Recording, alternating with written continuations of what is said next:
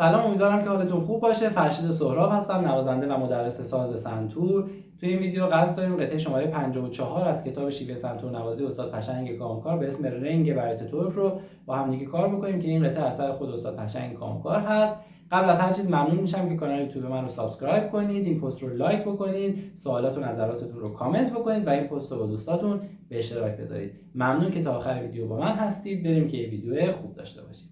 این قطعه شماره 54 قطعه رنگ بیات ترک یه قطعه 6-8 هست و اکثر نکاتی که تو این قطعه داریم تو درس‌های قبلی کار شده. امیدوارم که درس‌های قبل رو با دقت کار کرده باشید، با کیفیت اجرا کرده باشید و مشکلی با این نکاتی که قراره امروز باهاش روبرو بشیم دیگه نداشته باشید.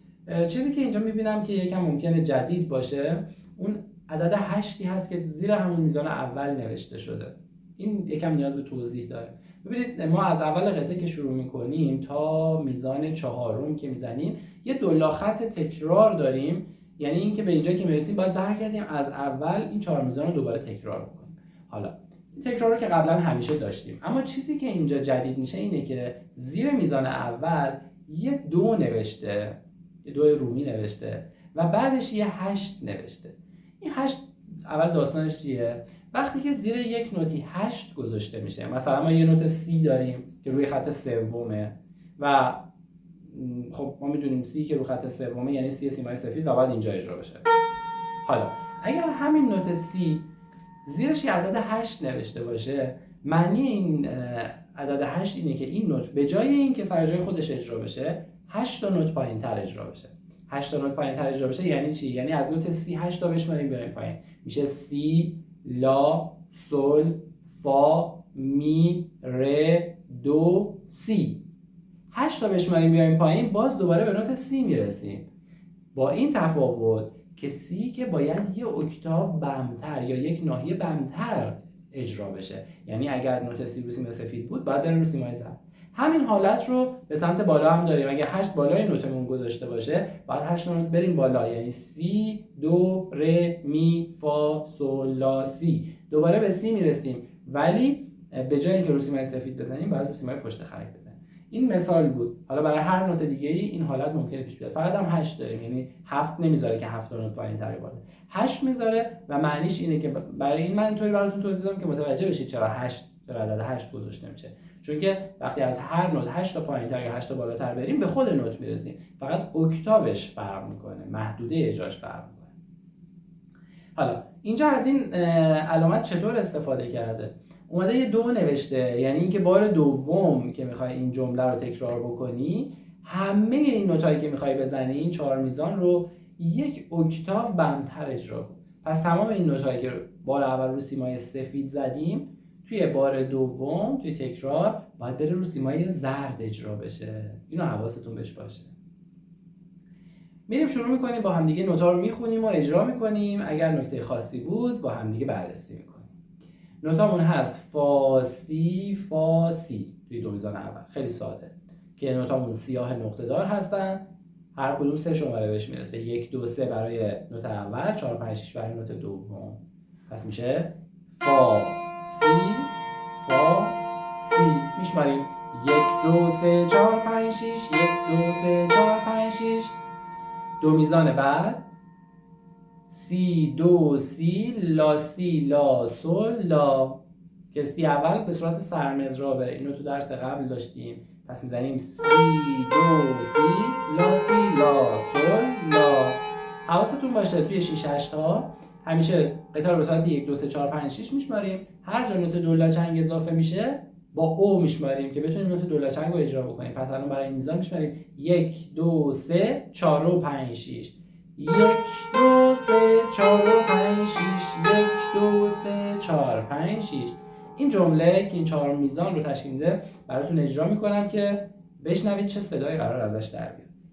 1 2 3 4 5 6 1 2 3 4 5 6 1 2 3 4 5 6 1 2 3 4 5 6. حالا کل این قسمت باید تکرار بشه و توضیح دادم براتون که باید بره رو سیمای زرد اجرا بشه تکرارش. 1 2 3 4 5 6 1 2 3 4 5 6 1 2 3 4 5 6 1 2 3 4 5 6. میریم سراغ ادامه. 2 میزان آخر خط اول فا دو فا دو فا دو فا دو. میشماریم 1 2 3 4 5 6 1 2 3 4 5 6. دو میزان اول خط دوم دو ره دو سی سی لا سی که دو به صورت سرمضرابه. دو ره دو سی سی لا سی. شمارشش هم که خیلی ساده است. 1 2 3 4 5 6 1 2 3 4 5 6 هم که سکوته. باز دوباره این قسمت یعنی از دو میزان آخر خط اول تا دو میزان اول خط دوم یک جمله است، براتون اجراش میکنم.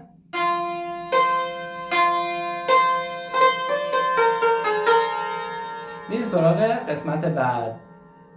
از میزان سوم تو خط دوم تا آخر خط دقیقاً تکرار چهار میزان اول قطعه است. همون دوباره تکرار میشه. براتون میزنمش.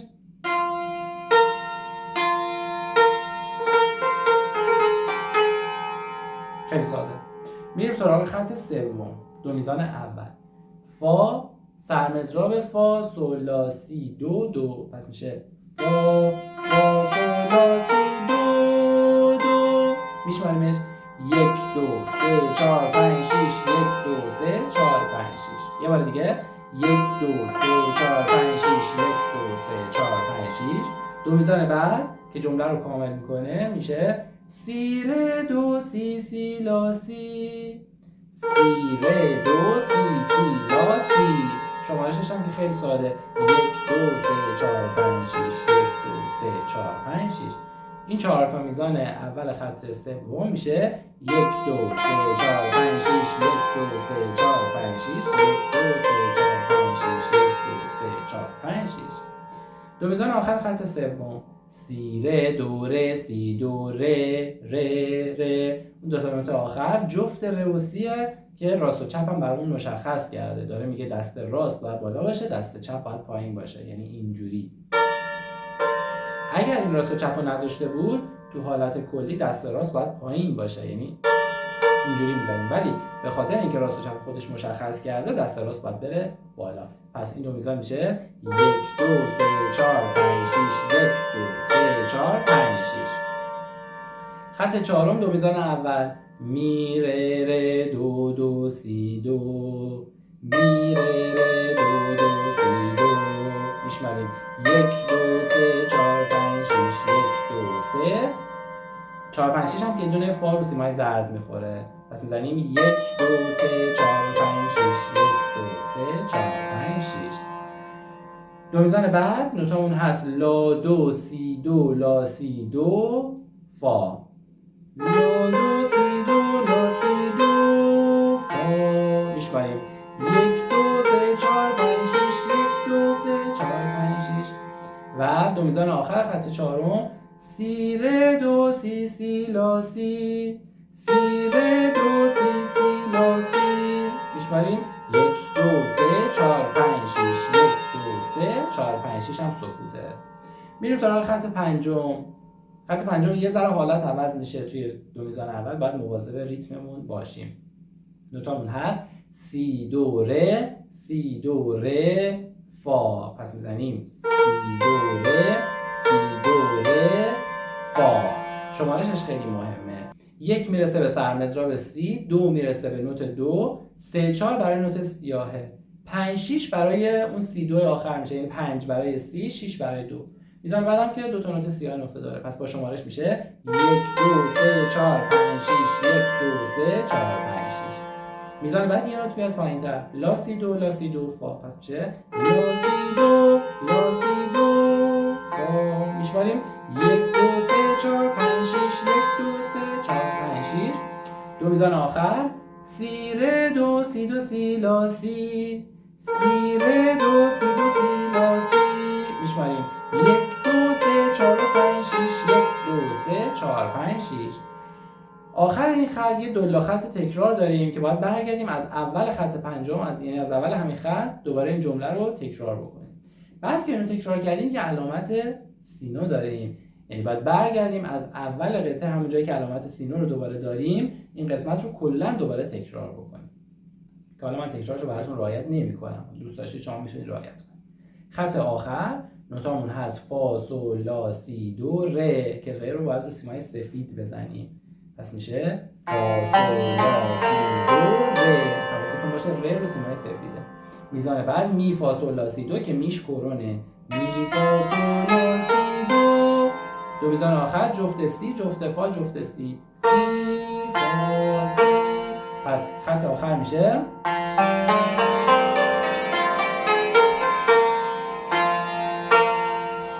بسیار عالی. یه دور قطعه رو من از اول تا آخر براتون اجرا میکنم.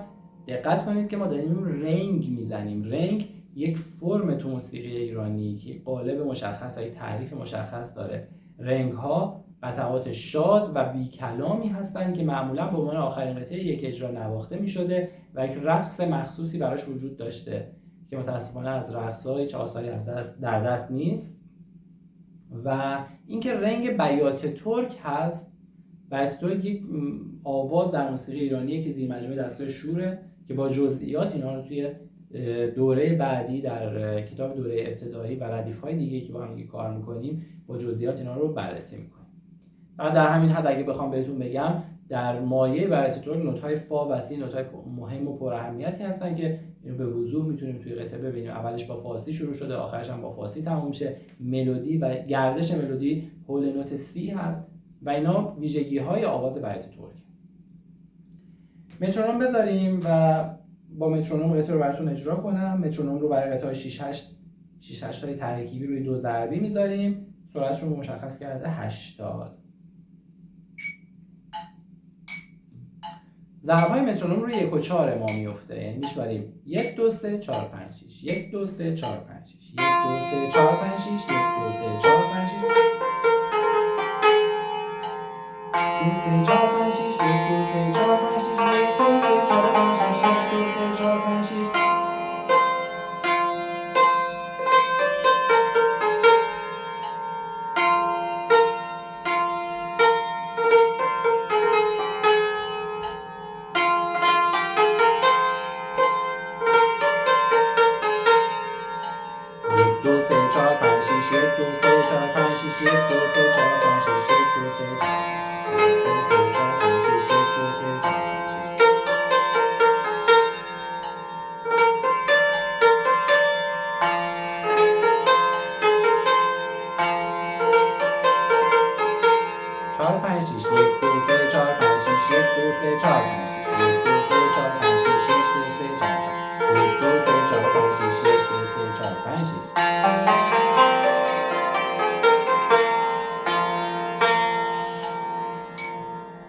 حالا اگر یه ذره تندتر و روانتر و با تکنیک‌تر بزنیم وقت تبدیل به این میشه.